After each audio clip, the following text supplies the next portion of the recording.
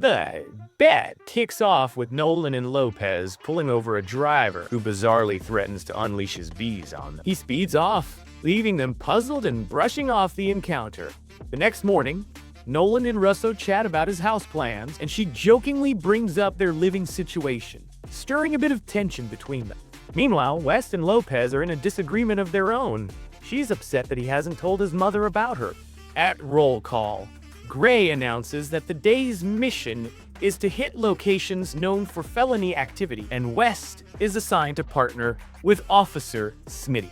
Out on patrol, Chen teases Bradford about his love life, but he quickly shuts it down, warning he'll go back to being a tough training officer. She brings it up again at the precinct, offering to set him up on a date.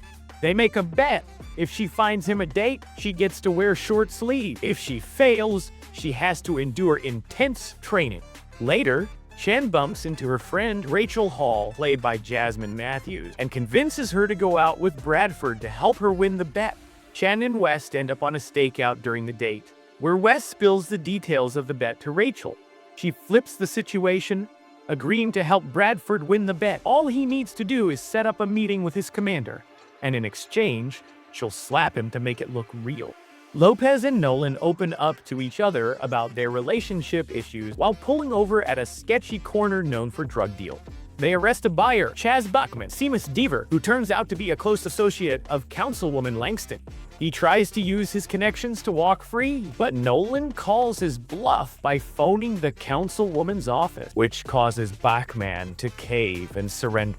As their shift continues, Lopez shares her fear of meeting West's mom, while Nolan mentions Russo has been dodging his call. They chase down a yellow car, only to find it abandoned. Suddenly, a body falls onto it, and they rush the injured man to the hospital. With Grace treating the patient, Russo shows up to interrogate him. Turns out the man, Mija, John Huertas, is an undercover agent, and things may have gone sideways for him. With Mija awake, Nolan questions him about what happened. Mija reveals that he jumped off the bridge and that the men after him know something even more dangerous than his identity. Before he can say more, he loses consciousness again. As Russo prepares to head to the hospital, Nolan confesses to her that he's in a relationship with Grace. During their conversation, they realize Mija wasn't supposed to be moved. Someone had taken him.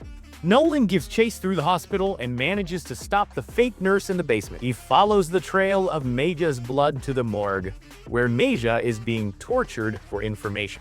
Nolan intervenes, but the torturer shuts off the lights and hides. Nolan gives Maja his sidearm for protection, and together they manage to catch the attacker. Meanwhile, West and Smitty pull up to a known trouble spot.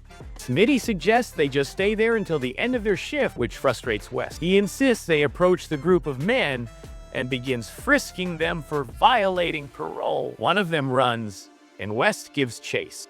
He loses sight of the suspect briefly, but cleverly hides and tricks him into revealing himself. West catches up and detains him, finding bullets on him but no gun. Suddenly, they hear a woman scream. Down the street, her young son is waving a gun. West carefully tries to talk the boy into putting it down, but the child fires, hitting his own mother. MTs arrive, and the devastated West turns to the felon, blaming him for the incident. Smitty finds West clearly shaken, expressing that he wishes he had taken the bullet instead. Smitty tries to comfort him, saying he did everything he could. Unfortunately, there isn't enough evidence to connect the felon to the gun, so he walks free. But they agree it's their responsibility to keep digging. Later, Ray informs West that the gun was tied to an unsolved murder and that the suspect, Gleason Dunn, isn't in the system. But when they go to lockup to pick him up, they discover he's already been released. While writing his report, Smitty suggests West lie and say he saw the gun in the suspect's possession. West refuses. He believes in telling the truth. Soon after, he receives a call informing him that the woman didn't survive her injury. West decides to take matters into his own hand and does some off-duty investigating.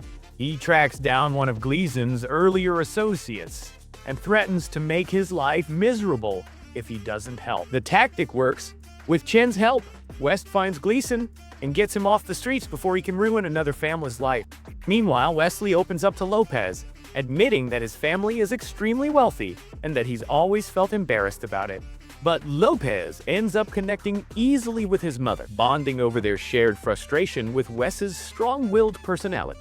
Later, while grabbing a late-night bite, Chen gives Wes a pep talk, encouraging him about the choices he's made. At the hospital, Nolan apologizes to Russo for how he reacted during their earlier talk about living together. She accepts, and Grace, who overhears the conversation, praises him for doing the right thing. Nolan suggests a double date with Grace and her husband, but she surprises him by revealing that they've actually been separated for a year. The episode wraps up with Chen visiting her friend Rachel's place to apologize for dragging her into the date setup, but she's shocked to find out that Bradford spent the night, meaning Chen actually won the bet after all. What did you think of this episode? Let me know in the comments below.